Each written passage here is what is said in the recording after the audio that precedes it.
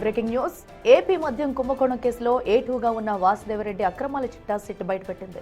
మద్యం అమ్మకాలు, సరఫరా, ఆర్డర్ల ప్రక్రియ అంతా ఈయన కనుసన్నల్లోనే సాగినట్లు గుర్తించింది సిట్.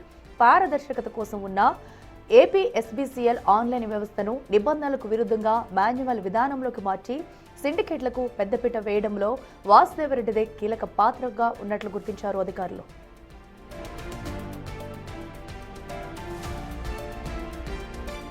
లిక్కర్ కంపెనీలను బెదిరించి వసూళ్లకు పాల్పడటమే కాకుండా నచ్చిన బ్రాండ్లకే అనుమతులిస్తూ భారీగా పర్సెంటేజీలు తీసుకున్నట్లు సాంకేతిక ఆధారాలు, FSL నివేదికలు స్పష్టం చేస్తున్నాయి. పబ్లిక్ సర్వెంట్గా ఉంటూ అధికార దుర్వినియోగానికి పాల్పడి సిండికేట్ సభ్యులతో కలిసి సెటిల్మెంట్లు చేసినట్లు నిర్ధారించింది సిట్.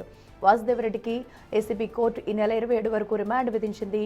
ఆయన గుంటూరు జిల్లా జైలుకు తరలించారు.